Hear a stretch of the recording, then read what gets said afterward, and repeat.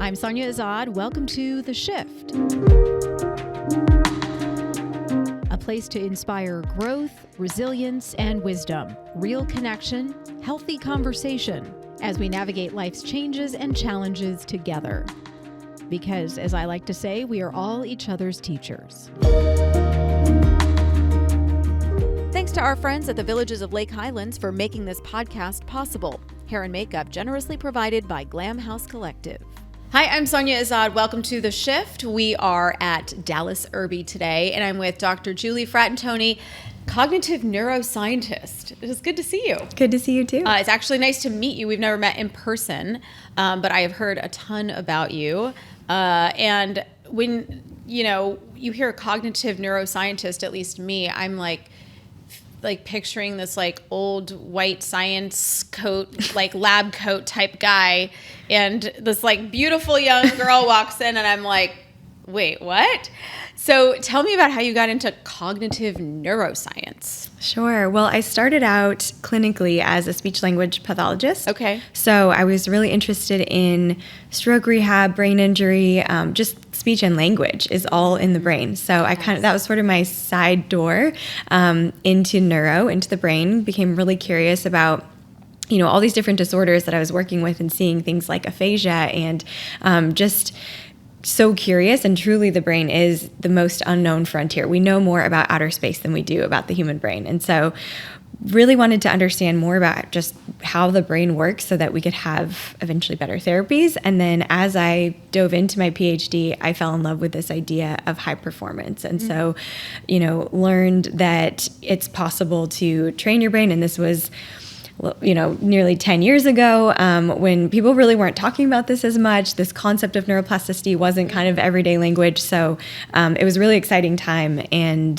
then from there have just fallen in love with this idea of, we have the capacity to change our brains. Yeah, and therefore our lives. It's incredible, right? So you're speaking my language already, neuroplasticity. I'm a yoga and meditation teacher, and so I believe in harnessing the power of our brains and our desires and our discipline and all of that, kind of bringing it all together and creating, a new frontier, I guess you could say, for ourselves. And I like the idea of doing that in the new year. I think the new year is such a nice time to turn the page, hit Control, Alt, Delete, hit whatever you need to hit. And I lead vision boarding workshops, and I do a lot of kind of resetting on my own for New Year.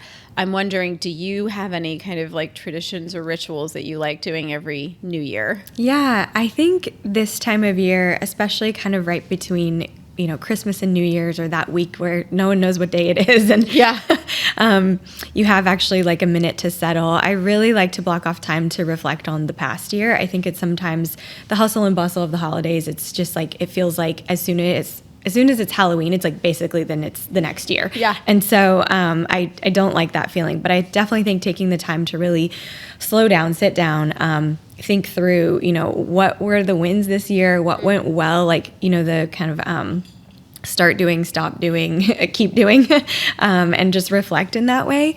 And then, to really think about, where I'm at and over this past year, what are the things that I want for my next year? And having a chance to really, like you said, it's such a great time to feel refreshed. I have a clean slate, and where do I want to start? And I think, it can become really overwhelming to think about a resolution or gosh, this person I want to be, that feels really far away. And so doing that in a way that it doesn't just feel like writing out a wish list, but really here, I'm going to write myself some steps to actually get where I want to go. Yeah. I feel like a lot of people have given up that idea of a New Year's resolution because they're like, ugh. It lasts for 3 weeks and then I just kind of go, whatever. I have started with my Fitter Together group back in 2018, I think, doing monthly challenges or, little monthly resolutions. If we don't like the word challenges anymore, I don't know. There's always someone who's like, I don't like that. But I think that's more bite-sized. It's a little more doable. Yeah. Maybe there's a brain component to that too. Okay, I can do this one thing for 30 days instead of, okay, I've got to do 17 big things for 365 days. Exactly. I mean, I think you touched on a great point of just what feels doable. Like, it's not so much that I can't do it, but it's enough that I feel challenged by it. I've been thinking about this just timely with dry January. I'm writing an article about the brain health benefits of dry January, but just thinking that, it's like, okay, for 30 days, what does it look like? And it gives you a good space to, and to be motivated, because you're like, oh, I'm doing this challenge, especially if you're doing it with other people. That social motivation is really important. Yeah. Well, you don't have to tell us the full article, but like, what is one benefit of doing dry January for the brain? I can tell you high level if you. Yeah. Better sleep, absolutely. Yeah. I mean, we know that really any amount of alcohol, so it's not like you're having to be binge drinking by any means, but just even a glass or two affects the overall quality of sleep. So you may, fall asleep faster, but it delays the onset of REM sleep. And so REM is really important that's when you dream, but that's, emotional processing, memory formation, really critical functions that are happening, and it interferes with that. So improved sleep is going to lead to better memory formation, better mood, better sleep equals weight loss, less risk for disease, longer life. I mean, sleep is probably the number one. Like, if you could do one thing for your brain health in 2024, focus on your sleep. I think that's, like, in theory, such an easy thing to do, because you're not having to, like, take away anything. I think a lot of times when people think of New Year's resolutions, they're like, I can't eat this, or I can't drink this, and I can't do this. But if you're like, oh, I'm actually going to, like, give myself something, and that is the gift of quality time sleeping. You don't even have to do anything. Yes. Like, undo, don't do, undo, right? But I also agree. I am a huge proponent of sleep. I'm a huge protector of my own sleep. I learned that from people like Ariana Huffington and Dr. Jennifer Ashton. And, I looked at these highly successful, high-performing women and who happen to be in media. And I was like, they're saying that they have to get 7 hours of sleep a night or else, whatever. And I'm like, at that time, I was probably getting like 4 hours of sleep. And I'm like, okay, what's going on? And I totally shifted my whole approach and noticed a huge difference. Yeah. Just feeling more clear, having more energy, being more present with people. So, yeah, Absolutely. I love the idea of protect your sleep.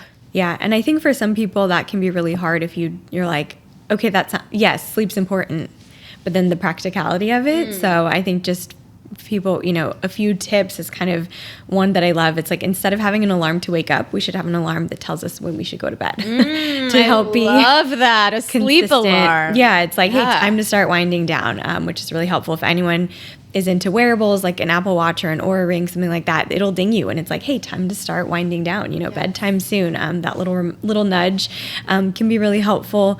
Setting up your sleep environment is a big one. So blackout shades, get a white noise machine if you live in a busy area. What else? Yeah, making sure that the temperature is cool. Yeah. But I think just even having that kind of wind down routine and knowing, like, I'm preparing for sleep, I'm going to try to stay off of screens and, journal or meditate or take a bath, but kind of giving yourself and thinking of that as, truly a gift to yourself of not only is it going to help give you benefits also of reducing stress, but then it's going to just help prepare you for the best night's sleep or a better night's sleep, which sets you up for success the next day. Totally. Yeah. And I've been also, we talk about morning routines a lot. I've been, again, really kind of getting serious with my nighttime routine, part of which is herbal tea, because it's like I'm giving myself a little something, and that it feels like it's telling my brain, like, all right, we're slowing things down, we're winding down, here's like a thing for you, here's like a little blankie for you, and proceed onward to the next thing. If you're going to write something, write it down. which is that helpful? I mean, you mentioned a journal. Like I've heard of write your to-do list the night before instead of just kind of laying down and having things buzz around in the head. Yeah, writing is so therapeutic and helpful. Yeah. And I think I love the point you made though about morning routine and then evening routine. And I truly, when people ask me about my morning routine, I always say it starts the night before because really, that good night's sleep is what's going to set you up, can really determine the trajectory of your next day. Really. But yes, writing, I would say doing like a brain dump from the day or just kind of helping a lot of people, anxious thoughts, swirling thoughts, we call it a busy brain, can keep you up at night. And so giving yourself just kind of doing like a brain dump and getting it out and saying, I don't need to act on this, but I'm just going to put it on paper. Or, if there's all these things that need to get done, like they'll still be there for you, but writing them out is really helpful. Yeah. So sleep, get a journal. If you don't have a journal already, these are like very small steps, but I think they're really impactful. They can make a huge difference. Yes. And I would say that's a big emphasis when it comes to this idea of a resolution. Instead of saying, I want to climb Mount Everest. It's like, I want to walk a mile every day, right? And so thinking of like, what is a manageable piece of that goal that I can commit to, and I can set a time and a place that I know I'm going to do it. So it's like, instead of saying, I want to get better sleep next year, it's saying, I want to have a cup of tea and journal for 15 minutes before bed. Like, and I'm going to set, and I want to do that wind down starting at 9:30, whatever that is for you. Yeah. Getting really specific. I think, the more specific you can get, the more focused you are on what it is you're doing. It's not like, okay, the sleep alarm goes off and now you're like, okay, what do I do now? Yeah. Right. Yeah. There's a behavioral scientist who studies he has a book that's pretty well known, Tiny Habits. It's BJ Fogg. And so his whole thing is like having a trigger for it. So for example, like, in the morning routine, say you're wanting to exercise more. And so it's like, okay, when I start the coffee machine, I'll do, 10 push-ups or like, and it's just kind of, so you have like your anchor within your day. So pick something that's already within your routine, or maybe it's while I'm brushing my teeth, I'm going to, rehearse this thing I'm trying to learn, or I'm going to practice or think about or listen to. So kind of anchoring it to these things that are already within your routine. And also knowing that morning is the time when you typically have the most control over your day. So that's the best time to try to slip in some new habits because you're more likely going to be more consistent. Yeah. Like meditation. I mean, I'm a big proponent of meditation. I do. Now I do. I used to say I try, now I do. Vipassana meditation, so silent every morning here's the I try part, before I do anything else, before I even like get up, before I brush my teeth, before my feet hit the floor, really is the I try part. Because I think once our feet hit the floor, we're like, our brains are like, oh, you got to go here, you got to go there, you got to do this. So if I'm walking into another room, there's something else that's going to grab my attention, I feel like. And then that takes me away from the morning routine that I want. That I desire. So yeah, I'm a big time proponent of morning meditation. What about for people who say like in the beginning of the year, they're like, I really want to be more positive this year. I really want to be more positive. Dr. Julie, what should I do to be more positive? Yeah, I mean, rewiring mindset is hard, but is absolutely possible. At any age. At any age. Okay. I wanted to slip that in there. Yeah, that's important. That is important. It may take you longer. The more that you've repeated a certain thought or behavior, the stronger those neural connections are. So, it may take a little more work to rewire them and form a different pathway. But again, possible at any age. So I think in terms of, mindset or positive or the way you want to look at things, there's a few things that I think can help shift that, because there's nothing worse than trying to change your thinking just by using your thinking. It's sort of like I have an ex-boyfriend who tried to do that. But we won't talk about that today. But it's true. but you can't outthink yourself. Right. So you've really got to do something to kind of interrupt that and change it up. And so there's a few things that I think are really helpful for that. And part of it, I think, with negative thinking, so we know that the brain has this negativity bias, and this is a survival mechanism. We are wired to kind of remember and latch onto those things to protect ourselves. But that can become really unhelpful when those instances aren't actually life-threatening, and instead we're just holding on to a lot of negative instances or experiences. And so when you're in that state, you're in that survival kind of fight or flight or just continual stress response. And so that's what's kind of keeping you in that. And so it's really hard to think positively when you feel unsafe. Mm-hmm. So I think practices that help you feel safe are going to really help facilitate that. And so practices that help you feel safe, people are probably like, what do you mean by that? Are things like meditation, are things like, breath work immediately calms the nervous system, as you are familiar. Another one is gratitude. Mm-hmm. And so that's another one I feel like people can kind of maybe roll their eyes at, because it's just like, okay, you're going to tell me to write down what I'm grateful for. But truly, when you shift into gratitude, so a part of the brain called the medial prefrontal cortex becomes active, and that kind of sets the lens with which you're going to view the world and experience things. And so you can shift that on and on depending on kind of the state that you're in, but specifically practicing gratitude is one that can do that.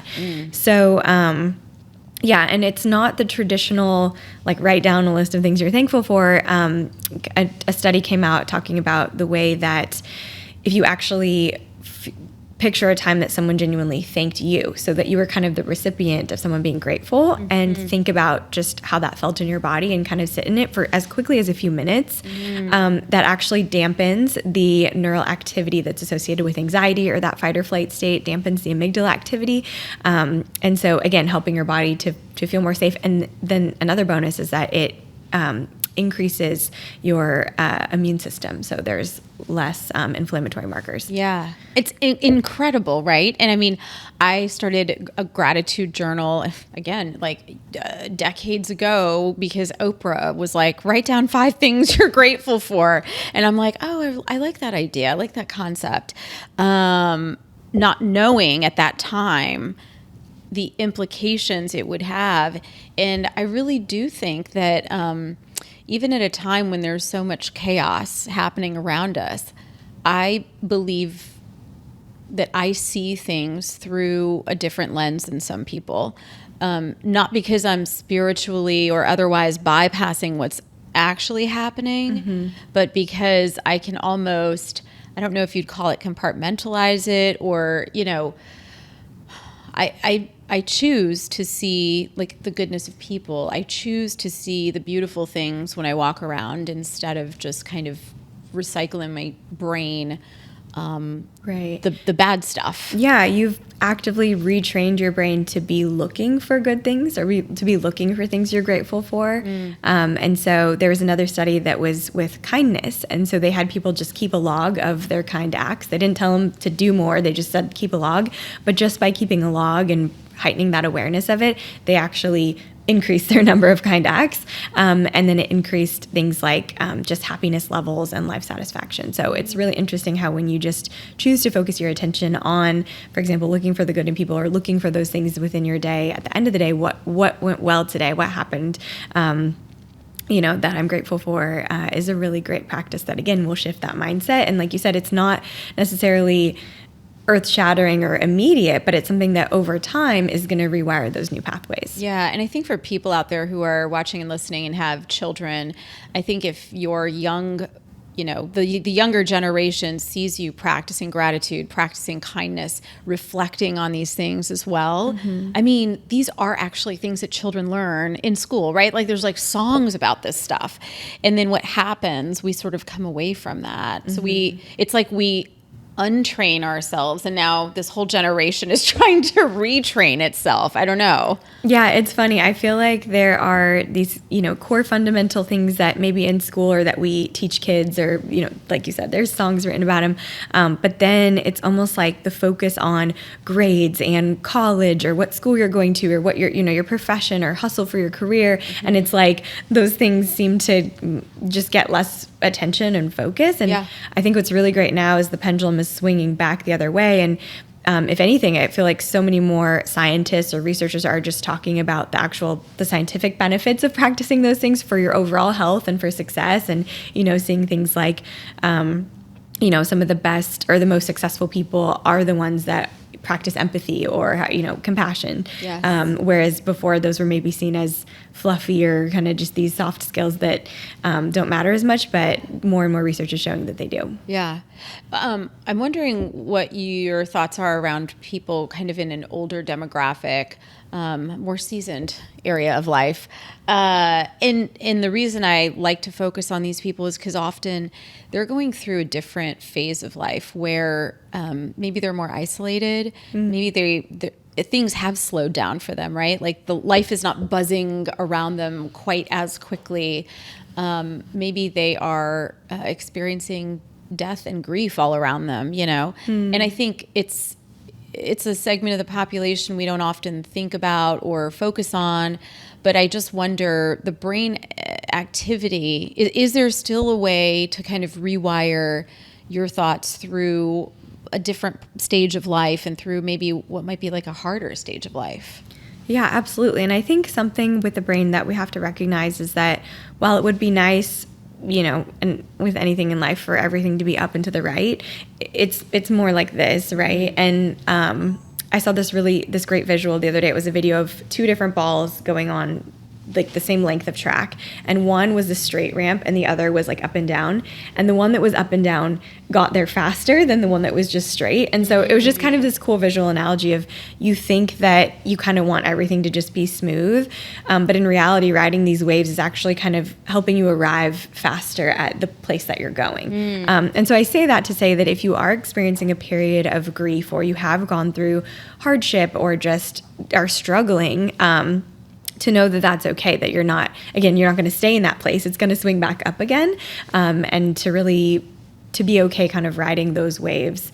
At any stage of life, the recommendations I would say for brain health are going to be the same in terms of that need for social connection, the need for support, the need for sleep, the need for, nourishing food, all of that. But I think particularly, in a time where you might be an empty nester, or you're retired, or you're feeling less engaged, my best advice is to never officially retire, right? But to have something where maybe you're a crossing guard, maybe you're, volunteering at the local food bank or garden, or something where you really have a sense of purpose.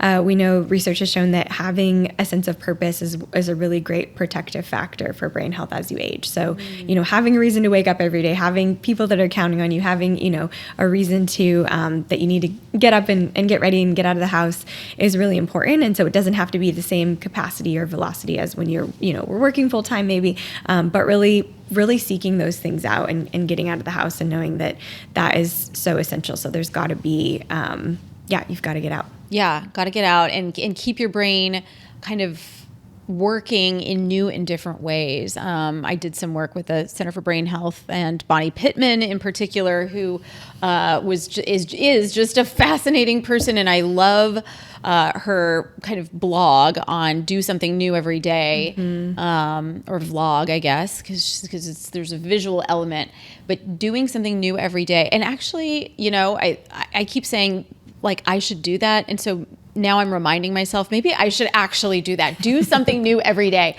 What does that do for the brain? Yeah, Bonnie's story is incredible, how she really used this to cope with long-term chronic illness. And so this is a great one really for anyone, even if you're not coping with an illness. Yeah. But truly, so novelty is really the key there. And the brain craves change, novelty, learning. We know that having, new challenges, when things are stagnant and stale is when you start to see the most decline. So we know that the frontal lobe is last part of the brain to develop, doesn't finish developing until our mid to late 20s. It's the first part of the brain to start to decline. We see that late 30s, early 40s even. And that's young. It's that's very early. young. So we know that most decline, at least for things like Alzheimer's, it's happening 20 to 30 years before you see a first symptom. Wow. And so we know that around age 40 is a very crucial time. And part of the reason that I speculate that a lot of that decline happens around age 40 is because it's typically a point in life where there's not as much challenge. You're kind of settled in your career, you're kind of got your family, and there's some autopilot stagnation that happens. Yeah. And so it's really important to continue to, you don't have to necessarily be climbing the corporate ladder, but you need to have, a hobby that you're interested in, things that you're things you're genuinely curious in. Yeah.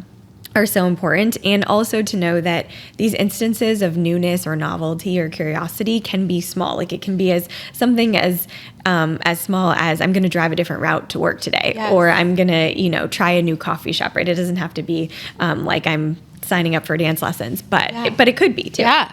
Well, I mean, and I've even heard like it can be as simple as like I'm going to brush my teeth with my left hand today, or I'm going to eat, challenge myself by eating breakfast with a fork, holding it with my non-dominant hand, I guess I should say, because I'm right hand dominant, but or right side.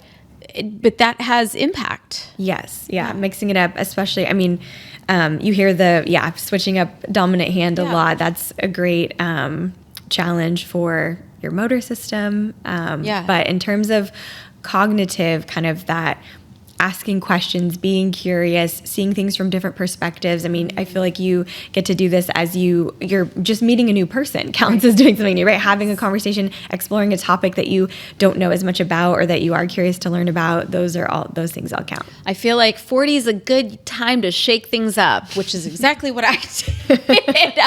But it is fun. And I take for granted a career in journalism where I was doing something new every day, and I have met new people every day, and you're constantly having different conversations. You're constantly in different parts of either the community or city or world or nation, whatever it is you're doing or involved in. Your brain is constantly firing in all these different ways. And when I take people on these yoga retreats, and they're not all like, trying to, like, I am here to put my foot behind my head type of people. They're in fact not that type of people. But 100% of the time, people come away from those experiences and they say, I just feel refreshed because I saw nature, or I remember this yellow bird that was singing outside of my door when I woke up one morning, or starting the morning with meditation, or whatever it is that stood out to them. But I think it's exactly what you're talking about. It was taking yourself off autopilot, which is that is like the exact verbiage that I use. Yeah, that's great. Another little more nerdy science for you. Yes. Give it to me, all the nerdy science. People are pretty familiar with some of the neurotransmitters like dopamine and serotonin. One you maybe don't hear as much about is called norepinephrine. Mm-hmm. So this is one that helps you really focus. But norepinephrine is something that gets activated when you are curious or experiencing novelty or something new. And it's also really neuroprotective. So it helps kind of, not only is it helping engage the brain in that focus and kind of energizing you and helping you learn, it helps you learn and kind of consolidate those experiences. But yeah, it's also protective in kind of the way that it helps your brain cells. Yeah. Well, and I notice nowadays, this is amazing. When I'm working a lot one day, I'll be like, okay, my goal, focus, whatever, my shift for the evening is going to be to watch something actually like on Netflix or something, because I tend to not do that normally. It's not a common practice for me.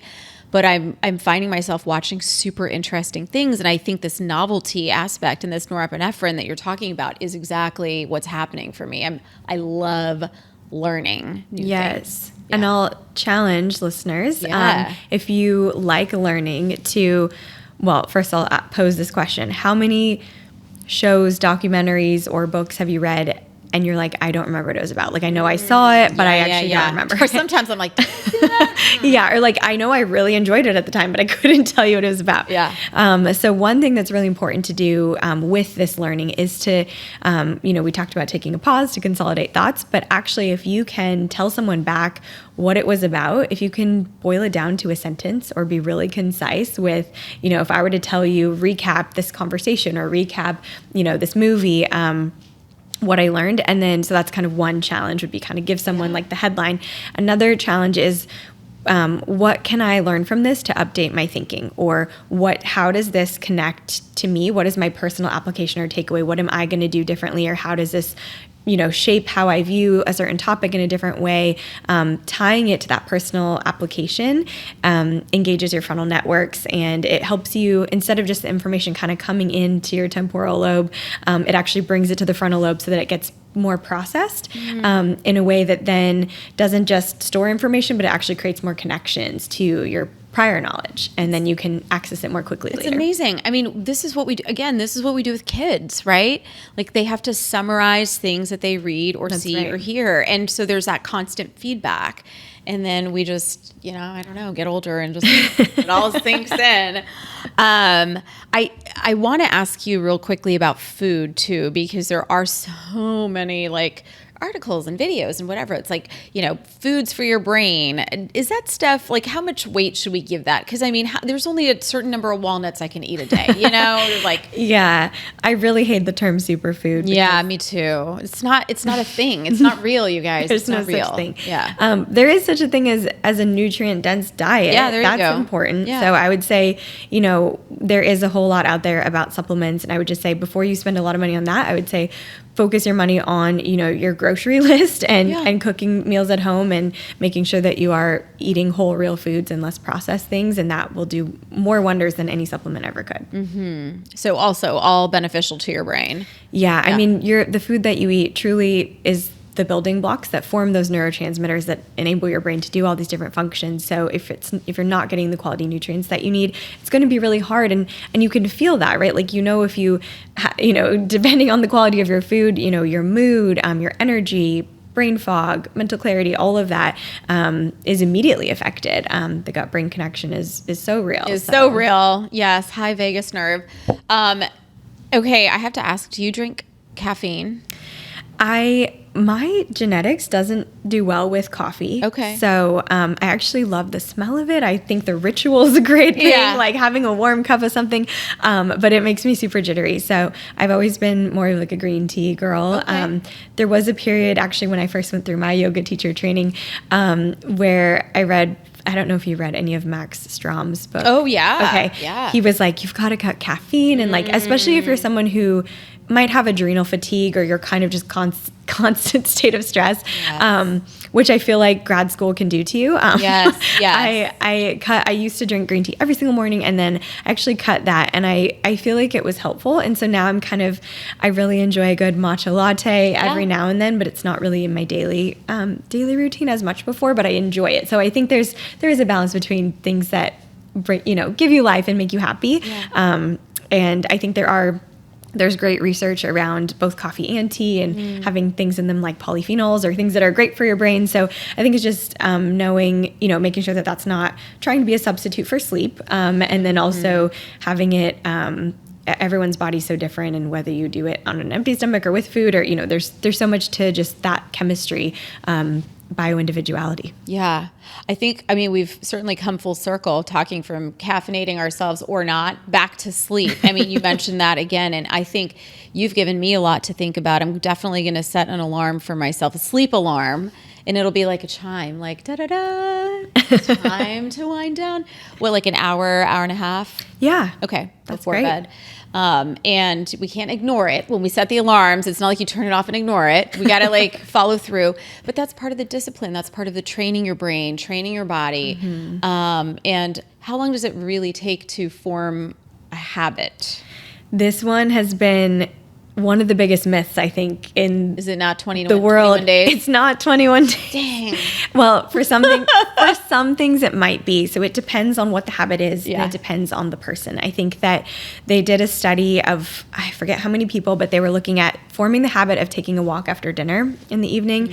And it took some people, I think, as short as like 18 days, and some people like 200 days to form that habit. So it's, like I said, it varies. But I will say, I think instead of setting out, because it can be overwhelming to be like, oh my gosh, I need to do this for 60 days or however many days for it to actually stick. It's like, make it manageable enough that, if I'm adding a 5-minute thing or I'm adding a 10-minute thing, that it's like, I can do that for a week. And then you just kind of start there. And then as you reap the benefits from that, then you start to feel good. And then you're like, oh, I'm motivated to do it. And so it kind of becomes self-reinforcing. Yeah. Well, okay. So maybe not 21 days, but perhaps it'll only take me 7 days. It's a great starting marker. It certainly doesn't hurt to commit to a 21-day challenge for yourself. Do you have any personal, I'll call them intentions, not resolutions, for 2024? Yeah, I have a bunch. I always have a long list. I think some of mine are truly like wanting to refine some of my processes. So feeling like I'm so passionate and excited about a lot of the opportunities that I have and the things that are going, but like, how can I do it in a way that just feels balanced? And that's like the holy grail, I think, for me. But that's kind of a high level one that I still need to, I haven't done my sit down and think through exactly what my daily tweak is going to be to help get me closer to that. So I think that's a big one. And then I think another one that's like always on my list is like giving myself permission to like just have more fun. I think I'm extremely type A and like everything needs to be productive. And so that's always on the list. Oh, we'll break you out of that real quick. Just hang out with me for 7 to 21 days. Dr. Julie Fratantoni, thank you so much. I really have enjoyed talking to you, and I hope that people sleep more, buy a journal, set a sleep alarm, eat healthy, nutritious foods, and do all of the other things that you tell us to do. Thank you again so much, and thank you guys for hanging out with us here on The Shift. Whether you're watching or listening, we appreciate it. Remember to like, share, subscribe, and if you've got a question or a comment, we always love to see those. We'll see you next time on The Shift. Today's podcast is sponsored by my good friends over at the Villages of Lake Highlands, one of the premier senior healthcare facilities in town. It's part of a campus offering a full array of senior services, including independent living, short-term rehab, skilled nursing, memory care, and outpatient therapy. Kelly Wolf and his wonderful team of physicians, nurses, and therapists provide outstanding, compassionate care. The Villages carries Medicare and Medicaid's highest rating, and they're consistently identified by U.S. News & World Report as a best nursing home. That's an honor given to less than 5% of all nursing homes across the country. The facility is beautiful with a warm and inviting decor and lushly landscaped courtyards. They provide tons of wonderful services, and the care is absolutely top-notch. Whether you're looking for yourself, a spouse, or a loved one, please consider Villages of Lake Highlands. You can check them out at volh.com or call 469-983-2330 to schedule a tour. And don't forget about our friends at Glam House Collective. Let's get glam.